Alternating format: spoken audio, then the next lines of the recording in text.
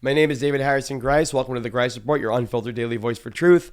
Tonight I'm going to be talking about elections because elections are one of the most integral pieces of a democratic society. And in America, we pride ourselves on free and fair elections, which we no longer have. So let's get into the meat and potatoes of tonight's show. So here in New York City, we have one red district in all of the entire city, being New York's 11th district. New York's 11th district currently has an incumbent Republican, Nicole Malliotakis, who is a through and through Trump bootlicker. She won for a third term in 2024 and is up for re-election in the 2026 midterm elections. Nicole Malliotakis, as I've stated, is a MAGA supporter. However, she gave an interview recently with a local news station, which we'll be watching in a second, which kind of broke from her party.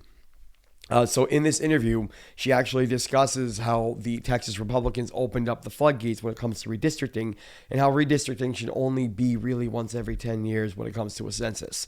Now, I would like you to listen to her with the notion and idea and understanding that she is a fascist MAGA bootlicker through and through, and that even if you agree with what she says here, that's not a good reason to support her or vote for her. Just look at her voting record. So let's take a listen to that clip. They're your target number one.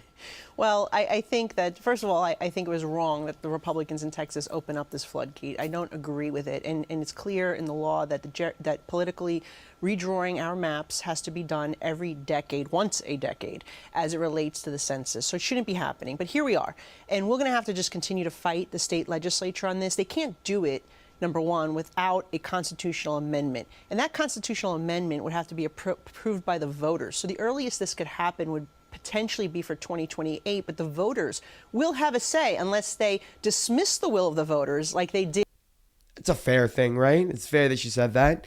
And she's right. The Texas Republicans opened up the floodgates, and now they're going to all have a problem because now other things are coming to light, like what happened in Utah, where they have to redraw the maps because they found out that they illegally redistricted them, and it was biased. So if you like what you're hearing tonight, please remember to like, subscribe, and down here I have an email address, thegreisreport@gmail.com. Again, that's thegreisreport@gmail.com. Please send us any tips, story requests, leads, or videos that you might have of goings on around the country. And please do remember that subscribing goes a long way in helping us to get you out the news and get out there every night to bring you the truth. So thank you to all of our subscribers. We've surpassed 100, and that means so much to us, especially as a new podcast. So please do hit that subscribe button and let us bring you the truth every night. So let's get on to the second half of tonight's show. So Mad King wannabe Donald Trump seems to want to install himself permanently in the White House. During a meeting with President Volodymyr Zelensky of Ukraine, there was a discussion going on about elections. Now, what Volodymyr Zelensky actually said was that he's unable to currently hold elections because by law you can't have elections during this time of crisis. And he wants to be able to hold free and fair elections, so he wants to bring a swift end to the crisis so that they can get back to being a democratic society. This perked Trump's devil ears up, and he was listening for it, and he's said multiple times since then about dictatorship, about this, that, the other thing. What really scares me is, though, it feels like he's going to be declaring these crime emergencies in every city based upon fake data that he's going to be putting together. And he's just going to go rolling into the cities so that he can start, a rebellion against him. Once he starts that rebellion, he invokes the Insurrection Act. And then if he invokes the Insurrection Act, he could potentially, at least in his mind, suspend free and fair elections, which is why he doesn't want to have elections. Now, let's listen to a clip of California Governor Gavin Newsom talking about this, and he feels the same way I do about it. So let's take a listen. I think Donald Trump wants another election. You think for a second I have 24 Trump 2028 hats.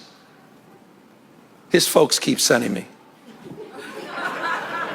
And you think he's going to run again? Don't give me. Who spends $200 million on a ballroom at their home and then leaves the house?